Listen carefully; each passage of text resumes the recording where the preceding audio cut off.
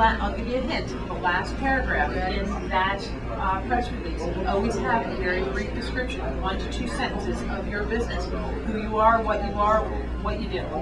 Just because it's not always going to be the same person getting this. Now we've had the same editor for a couple of years now, so she knows the companies. But we also just hired an editorial assistant that's starting to pull all these things. She doesn't know who all the players are. So it's really nice to have that. Don't make any assumptions. Always assume it's the first time this person's reading it. Guidelines for submitting a press release. This is just running down a lot of what we just talked about, but you want to create the media list. You want to know the different types of press releases. Is it news or is it an event? Those are how to write it. Different types news. You want to make it timely, especially and also relevant to the publication you're sending it to. If it's an event, that's very important that you get it out in time. There's many times we get great press release. It's the day before the event, and we can do nothing with it. So, or you don't have any time to respond. You want to research the submission guidelines for each media outlet. Again, we talked about that earlier. Find out what each media outlet provides for your company. That's what I did for you in this handout. Most times you're not going to get that. You've got to do that research. So when you make that initial, when you're doing your media list and you call and you identify different media outlets and you call them, you want to find out, well, do you offer, say you call the radio station, sometimes they offer free business spotlights where you can be a guest, or a television show might say, well, we sometimes need an expert on such and such to discuss construction or something like that. So those are the things you want to pull out when you start developing the media list. Create a template and a routine for submitting press releases. The template we had talked about how you set up your paragraphs, and that last paragraph, your 1 to 2 sentence description.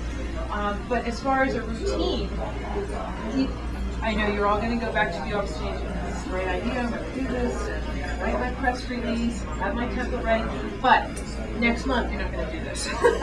You've got to set up that routine. You've got to say, every month, maybe our deadline, and you really want to, our deadline would be you want to get it in by the first Friday of the month prior to the event, only because we're monthly, so our deadlines are further out. But you want to start saying to yourself, gee, I want to get something out every month, or every quarter, or however what works for you. But you are all, business people, you're all doing things every day to increase your business. So there's news out there. I know. I know you're all doing some great stuff. So you want to request an editorial calendar. Just ask the question. It's a good question, and if people have it, they're more than happy to send it off to you. Sometimes we have ours right on our website, but that's not always the case. Submit electronically. This is really important. Please don't fax anything. No one will like that, because the other thing is they have to retype it. If it's going to go into a print publication. Now, maybe the radio, they wouldn't mind as much, but I still, if they need to send it over to somebody, it's easier to hit the forward button than it is to walk it over sometimes. So submit electronically, and a lot of publications don't like attachments. Until the source is trusted. So ideally for you, really be cutting and pasting it right into the email. Submit artwork and photos along with the appropriate press releases. You want to make sure that it would be great and also try to submit color, because most publications, if they're not color, it doesn't matter if you submit color, they still convert it to black and white. So anyway, make sure you have that attached, and you may want to make a little note in your press release, photos attached. Submit attachments to paste the release in. Follow up on your press release. This is another way also to just build that media relationship. Call up and say, I'm so-and-so from such and such. I submitted a press release, want to make sure you got it. Is there anything else, any other information you need? I'm available for an interview, anything. just start to develop that relationship. Mention availability of interviews, if applicable. You can tell I've done this a couple times. I'm already ahead. Get to know your media professionals and give them a call, and respect deadlines. Again, I know I've said that before, but that's really important.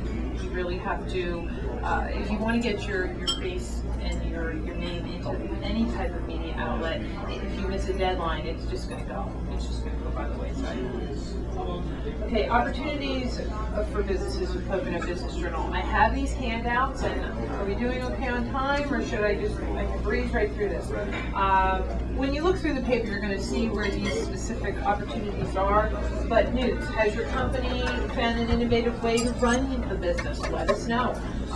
Do you have an interesting story to tell about how the company was formed? Are you offering a new product line? How is your company coping with a specific business issue or trend? Those are all sort of memory, or not memory joggers, but stimuluses to get you to think about how to submit a press release, not just to Pocono Business Journal, but to other media outlets. I'm just specifically going through the sections in our paper that it would work. Business brief. Is your company expanding? Has your firm recently merged? Do you have any new hires, promotions? Are you attending any seminars, gotten any certifications? Recently received industry or community award? We have a calendar of events.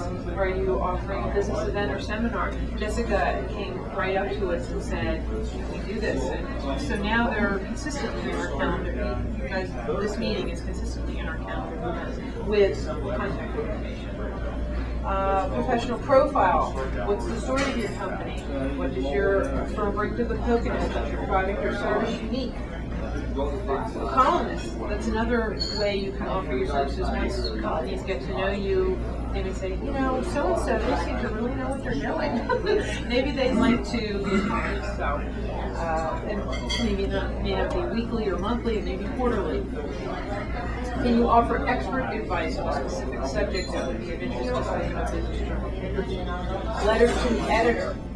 This is another way, instead of the press release, too, to get into the paper. If you have an opinion, if you have maybe the way you're handling the situation, and you think, gee, this might benefit other people, you definitely can write a letter to the editor.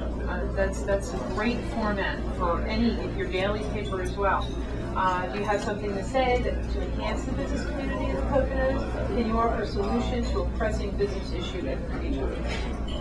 And this is our contact information. Again, I've got my business cards over there, and that's just an issue of paper. But if you have any questions. Yes.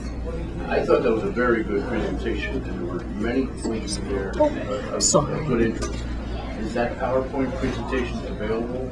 Because I think Glenn, I know it's somebody else that knows, but is that available? Sure, I can email it. Sure.